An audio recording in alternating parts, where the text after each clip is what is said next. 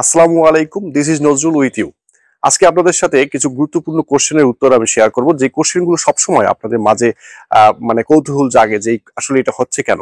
তো ফেসবুকের বর্তমানে আপডেট আপনারা সবাই জানেন যে কমন একটা প্রশ্ন হচ্ছে, কারো কারো প্রোফাইলে আপনারা যদি মনিটাইজেশন ড্যাশবোর্ডে ঢুকেন তাহলে কিন্তু আপনারা দেখতে পান যে আপনার মনিটাইজেশন, যে কন্টেন্ট মনিটাইজেশন, সেটা উধাও হয়ে যাচ্ছে, আবার কয়েকদিন পর পর চলে আসছে।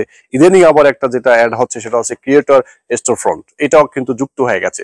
আর সবগুলোই কিন্তু নট এলিজিবল অনেকেরই, আবার কারো ক্ষেত্রে লক রয়েছে, কারো ক্ষেত্রে রয়েছে নট ক্রাইটেরিয়া মেট, এটা কমন ইস্যু। তো এইটা নিয়ে যারা টেনশন করছেন তাদেরকে বলবো, ভাই এটা নিয়ে টেনশন করার আসলে কিচ্ছু নাই।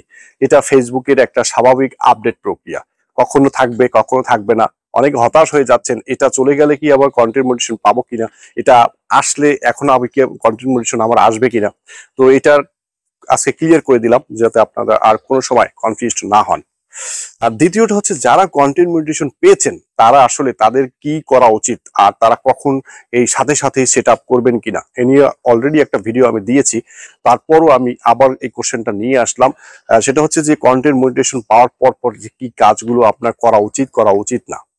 তো কন্টেন্ট মনিটাইজেশন পাওয়ার পরেই আপনারা অনেকেই সাথে সাথে সেট আপের জন্য একদম মানে কি বলবো যে অস্থির হয়ে যাচ্ছেন। তো সেক্ষেত্রে আমি বলবো যে কন্টেন্ট মনিটাইজেশন পাওয়ার সাথে সাথে আপনার প্রথমত যে কাজটা করা উচিত সেটা হচ্ছে যে আপনি আপনার পেজটাকে ভালোভাবে রিসার্চ করবেন।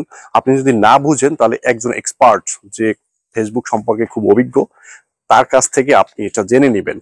আপনার পেজটাকে একটু রিভিউ করাবেন যে আপনার পেজে কোনো ধরনের ইস্যু আছে কিনা, পেজের ভিতরে এমন কিছু কন্টেন্ট রয়েছে কিনা যেগুলো আসলে ভবিষ্যতে সমস্যা সৃষ্টি করতে পারে। এছাড়াও আপনি কোনো থার্ড পার্টি অ্যাপস থেকে, যেমন ইউটিউব, তারপরে আপনার টিকটক, বিভিন্ন জায়গা থেকে কোনো ভিডিও কিংবা কোনো কিছু ডাউনলোড করে সেটা আপনার পেজে আপলোড করেছেন কিনা, অবশ্যই এই জিনিসগুলো চেক করিয়ে তারপর আপনার কন্টেন্ট মনিটাইজেশন সেটা আপনি দিতে হবে।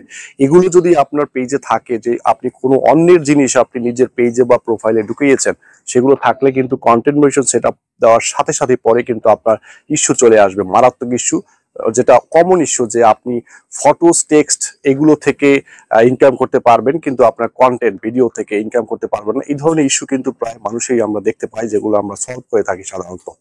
এরপরে যে কোশ্চেনটি সবার, যে আমি কন্টেন্ট মনিটাইজেশন পেয়েছি, এখন কিন্তু আমার ইনকাম একদমই কমে যাচ্ছে কেন, রিচ এনগেজমেন্ট ডাউন হয়ে যাচ্ছে কেন, এটা হচ্ছে একদমই আপডেট প্রক্রিয়া। এটা ফেসবুকের একটা আপডেট। এখানে শোনেন, যখন আপনারা এর আগে যখন অ্যাডস অন রিলস ছিল, তখন কিন্তু অ্যাডস অন রিলস যখন প্রথম আসছে তখন কিন্তু ইনকাম অনেকটা কমে গেছিল। তো কন্টেন্ট মনিটাইজেশন এখন বেটা প্রোগ্রামে চলছে, এটা এখনো আপডেটের মধ্যে আছে, সম্পূর্ণভাবে এই আপডেট এখন পর্যন্ত শেষ হয় নাই।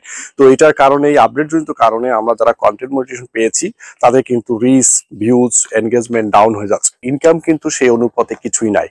আবার যখন আপনার এই আপডেটটা শেষ হবে, হয়তো বা 31শে আগস্ট বা ধরে নিলাম 2025 সাল পর্যন্ত পুরোটাই আপডেট প্রক্রিয়ার মধ্যে চলবে, তো তখন কিন্তু আপডেটটা শেষ হওয়ার পরে কিন্তু আমরা বুঝতে পারবো আসলে কন্টেন্ট মনিটাইজেশন থেকে কি পরিমাণে ইনকাম আসবে বা আপনার পেজের আসল প্রক্রিয়াটা কি। এজন্য অনেকেই হতাশ হয়ে যাচ্ছেন যে আমার রিচ, এনগেজমেন্ট, ভিউজ, ইনকাম সবকিছু ডাউন, আমার কি অবস্থা হবে। তো এটা নিয়ে টেনশন করবেন না।